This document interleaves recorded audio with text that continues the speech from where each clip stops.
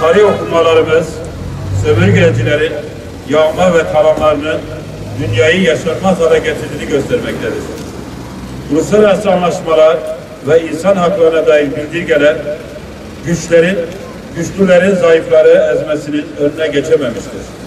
Tüm dünyada uluslararası sistemde hakim olan hukuk, gücün hukukudur. İkinci Dünya Savaşı'nın ardından geçen 73 yıla rağmen yeryüzünde barış ve adalet tesis edilememiştir. Başta ABD olmak üzere teknolojik bakımdan güçlü olan ve çıkarlarını her türlü kutsalın üzerinde tutan ülkeler, zayıf bırakılmış ülkeleri ve halkları ezmeye devam etmektedir. Emperyalizm, işgallerle, iç savaşlarla, şiddet ve korkuyla zayıf bırakılmış ülkeler ve halklar üzerinde baskı ve tahakkümlerini sürdürmektedir. Bir yandan ABD, Afganistan'ı, Irak'ı işgal ederken, Libya, Suriye ve Yemen'i karıştırırken, İsrail'de Filistin'i, Batı Şeria ve Gazze'ye sıkıştırmaktadır. Diğer yandan Çin, 1949'dan bu zamana kontrolü altında bulundurduğu Doğu Türkistan'da Müslümanlara her türlü baskı uygulamaktadır. Mevcut dünya düzeninde İslam ülkeleri ve Müslüman halklar ya ABD, İngiltere, İsrail üçlüsünün safında yer almaya ya da Rusya-Çin ikilisinin safında yer almaya zorlanmaktadır. Neredeyse tüm İslam coğrafyasında vesayet rejimleri vardır. Bağımsızlığını ilan etmiş birçok İslam ülkesinde ABD üsleri ve askerleri bulunmakta ve bu askerlerin asker ya da sivil yöneticileri maalesef tüm icraatlarını ABD'nin güdümü altında yürütmektedirler.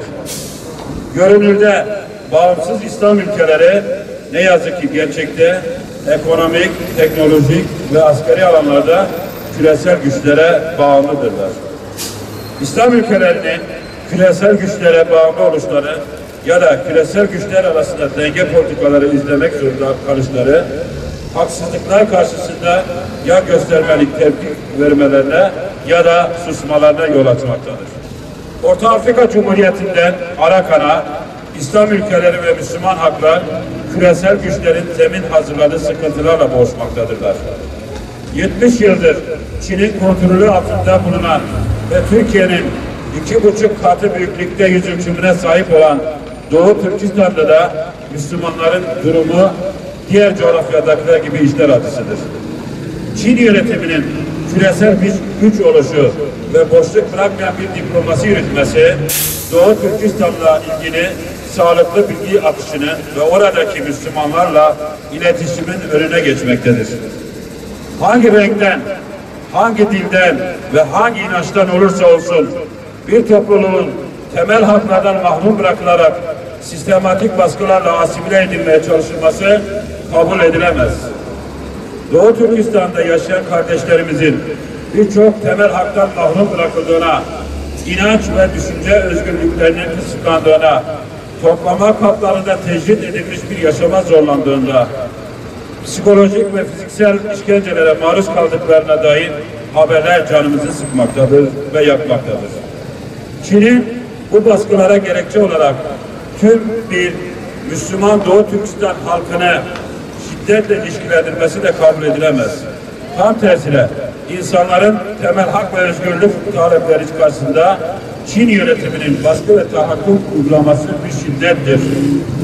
Afrika'dan Asya'ya birçok İslam ülkesiyle ticari ilişkileri olan Çin'in Müslüman Doğu Türkistan halkına ve Çinli Müslümanlara karşı tutumunu gözden geçirip iyileştirmesi ilişkilerimizi güzelleştirecek ve kolaylaştıracaktır. Ancak Çin kendi askeri gücüne ve ekonomik büyüklüğüne, insanların temel hak ve özgürlüklerine daha fazla inanırsa tüm İslam dünyasında kendisine karşı nefret büyütmekten başka bir şey elde edemeyecektir. Çin, Müslüman Doğu Türkistan halkının ve Çinli Müslümanların haklı taleplerini susturmak örtbas etmek ve bu hakların dış dünyayla irtibatlarını kesmek yerine farklı kimliklerin, temel hak ve özgürlüklerin yaşayabilecekleri bir zemin oluşturmanın gereklerini yerine getirmelidir. Başta Türkiye olmak üzere İslam ülkelerinin Müslüman Doğu Türkistan haklı talepleri doğrultusunda Çin'e karşı birlikte hareket etmeleri ve her platformda o konuyu dile getirmeleri Doğu Türkistanlı kardeşlerimizin seslerine ses katacaktır. Doğu Türkistan'da sıkıntılar yaşanırken işgal altındaki Filistin topraklarında İsrail Müslümanlara zulmetmeye devam etmektedir.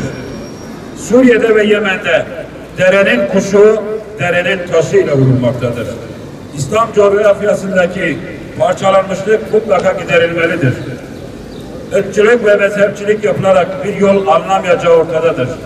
Yeryüzünde huzur ve barış isteniyorsa, tüm mazlumların ve tüm mazlum coğrafyaların kurtuluşu isteniyorsa, mutlaka ama mutlaka tüm İslam ülkeleri, başta ABD, İngiltere, Avrupa Birliği ve İsrail güdümünden uzak politikalar üretmek zorundadırlar. İslam ülkeleri ve Müslüman topluluklar hem İslam coğrafyasında hem de tüm dünyada barış ve huzurun Türkiye, İran ve Mısır'ın birlikte hareket edebilecekleri bir zeminin oluşmasından geçtiğini görmelidirler. Kuklalara karşı hamasete dayalı söylemler geliştirip kuklacılara teslim olarak gidilen yolda duvara toslamak kaçınılmazdır. Biz dünyada hak ve adalet ekseninde tüm farklılıklarımızla birlikte barış içerisinde yaşamak istiyoruz. Biz dünyada ister Müslüman olsun, ister gayrimüslim olsun, kimsenin saçının teline zarar gelmesini istemiyoruz. Biz dünyada insanların hak ve hukukları gözetilmesi, kimseye ikinci sınıf insan muamelesi yapılmasını istemiyoruz. ABD ile stratejik ortaklık hiçbir İslam ülkesine fayda getirmez. İsrail ile birlikte hareket etmek hiçbir İslam ülkesine fayda getirmemiştir, getirmeyecektir. Dünyanın herhangi bir yerinde bir insanımızın haksızlığa uğramasını istemiyorsak, bunun yolu İslam ülkelerinin hak ve adalet ekseninde güç birlikleri yapmasından geçer. Dünyanın herhangi bir yerinde bir insanımızın haksızlığa uğramasını istemiyorsak, bunun yolu D8'in canlandırılmasından, D60'ın ve D160'ın kurulmasından geçer. Dünyanın herhangi bir yerinde bir insanımızın haksızlığa uğramasını istemiyorsak, bunun yolu tüm yeryüzünde adil bir düzenin kurulması için gayret etmekten geçer. Allah hak ve adaletin tesisi için atılan adımları boşa çıkarmayacaktır.